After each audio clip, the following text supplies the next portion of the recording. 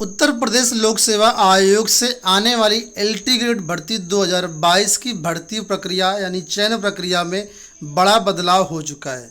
आप लोग जानते होंगे अभी तक जो भर्ती होती थी ये लिखित परीक्षा के माध्यम से होती थी।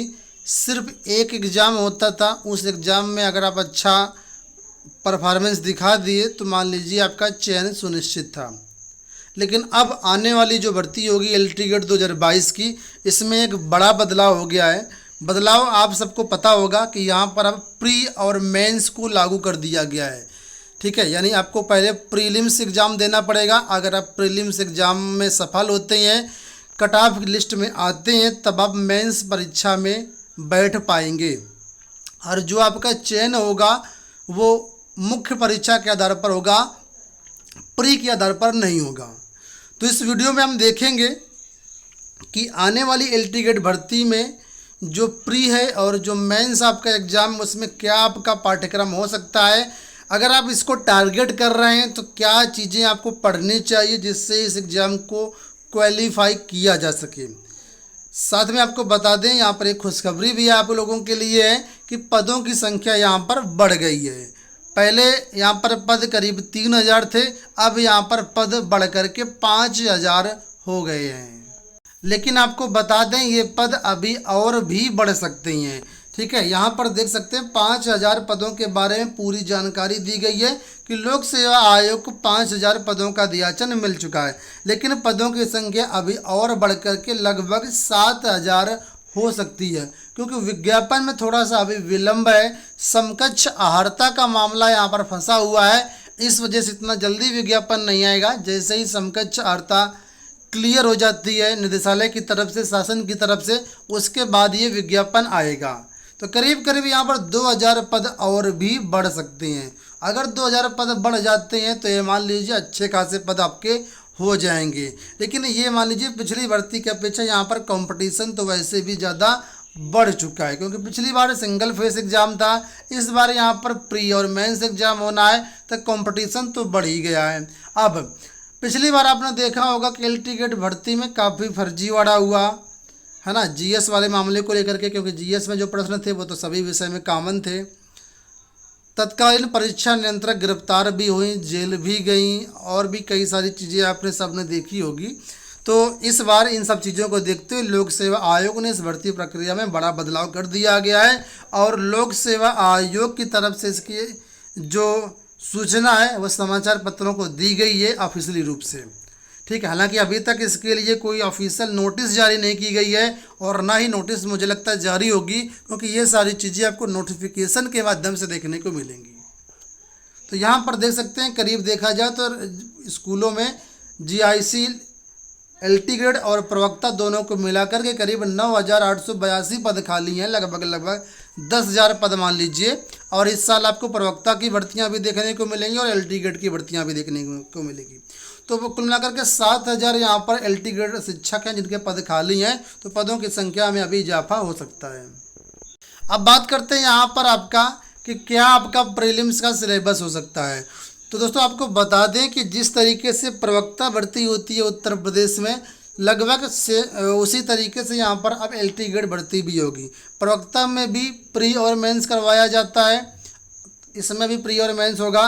तो जहाँ तक मुझे लगता है, जहाँ तक मेरा मानना है कि प्रीलिम्स में जो सिलेबस होगा उसमें आपका क्या क्या हो सकता है, तो ध्यान समझ लीजिएगा। प्रीलिम्स में आपका जो सिलेबस होगा उसमें आपकी दो चीज़ें हो सकती हैं। पहला, यहाँ पर जीएस का पेपर लगाया जा सकता है, और दूसरा यहाँ पर आपके सब्जेक्ट का पेपर लगाया जा सकता है। जिस प्रकार प्रवक्ता में क्या होता है कि 40 नंबर का आपका जीएस होता है और 80 नंबर आपका सब्जेक्ट होता है, टोटल 120 के हिसाब से आपका प्रीलिम्स एग्जाम होता है। उसी तरीके से यहाँ पर भी हो सकता है, थोड़ा सा आगे पीछे हो सकता है, नंबर कम ज़्यादा हो सकते हैं, लेकिन ये मान लीजिए कि प्री एग्जाम में आपका जीएस और सब्जेक्ट रहेगा, इसमें कोई दो राय मुझे नहीं समझ में आ रही है। ठीक है, और रही बात प्रीलिम्स मेंस एग्जाम की, तो मेंस एग्जाम में आयोग ये डिसाइड करेगा कि कितनी वैकेंसी है, उसी हिसाब से अभ्यर्थियों को क्वालिफाई कराएगा मेंस एग्जाम के लिए। यहाँ पर जो वैकेंसी के मुताबिक लगभग 13 गुना अभ्यर्थी हो सकते हैं, 15 गुना हो सकते हैं, या 18 गुना भी हो सकते हैं। अब ये चीज़ें ऑफिशियली रूप से पता चलेंगी कि आखिर लोक सेवा आयोग कितने गुना अभ्यर्थियों को क्वालिफाई करा रहा है मेंस एग्जाम के लिए। उससे ज़्यादा संभावना है कि 13 से 15 गुना अभ्यर्थी ही क्वालिफाई होंगे।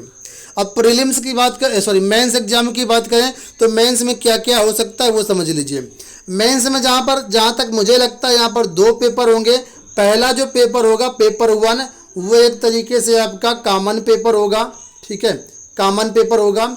और जो यहाँ पर पेपर 2 होगा वो आपका सब्जेक्ट स्पेसिफिक आपका पेपर होगा। और जहाँ तक मेरा मानना है जो मुख्य परीक्षा होगी आपके डिस्क्रिप्टिव टाइप की कराई जा सकती है। हालांकि मैं संभावित चीज़ें बता रहा हूँ, लेकिन संभावना मुझे यही नज़र आ रही है कि पेपर 1 सॉरी जो मेंस है आपका वो डिस्क्रिप्टिव होगा और जो प्रीलिम्स होगा वो आपका मल्टीपल चॉइस यानी ऑब्जेक्टिव होगा, ठीक है। तो अब जब मेंस की मैंने बात की पेपर 1 में, उसमें क्या क्या हो सकता है, तो यहाँ पर 2 पेपर आपके हो सकते हैं। पहला आपका हिंदी का और दूसरा यहाँ पर एसे का। पेपर 1 में मेंस में 2 चीज़ें यहाँ पर हो सकती हैं। ये मैं इसलिए बता रहा हूँ क्योंकि मुझे लगता है ज़्यादातर जो एग्ज़ाम होते हैं लोक सेवा आयोग के उसमें यही सारी चीज़ें होती हैं, लगभग यही पैटर्न होता है। उसी के बेस पर मैं अपना पूर्वानुमान यहाँ पर लगा रहा हूँ। अब ये अनुमान हो सकता है गलत भी साबित हो जाए, हो सकता है सही भी साबित हो जाए, वो तो समय बताएगा। लेकिन ये मान लीजिए कि ये चीज़ें रहेंगी अगर आप इनकी तैयारी आज से ही करते हैं तो आपकी लोक सेवा आयोग के माध्यम से जो भी भर्तियाँ होती हैं सभी में आपकी हेल्प होगी। तो जो मेंस एग्जाम होगा पेपर 1 उसमें ये चीज़ें हो सकती हैं। और जो मेंस एग्जाम आपका पेपर 2 होगा इसमें सब्जेक्ट से रिलेटेड आपसे क्वेश्चन पूछे जा सकते हैं। और पूरी उम्मीद है कि मेंस जो होगा आपका डिस्क्रिप्टिव टाइप का होगा, क्योंकि लोक सेवा आयोग का पैटर्न यही है अभी तक का जो भी भर्तियाँ लोक सेवा आयोग के माध्यम से होती हैं। तो कुल मिलाकर के मेरा कहने का मतलब ये है कि वैकेंसी 2022 में लोक सेवा आयोग के माध्यम से एलटी ग्रेड की आनी है, प्रवक्ता की भी आनी है। तो आप अगर इसको टारगेट कर रहे हैं तो तैयारी स्टार्ट कर दीजिए। और आप लोग जानते हैं वर्तमान में टीजीटी का भी विज्ञापन आ चुका है, टीजीटी का भी पेपर है, तो फिर इसको फोकस करें कि उसको फोकस करें।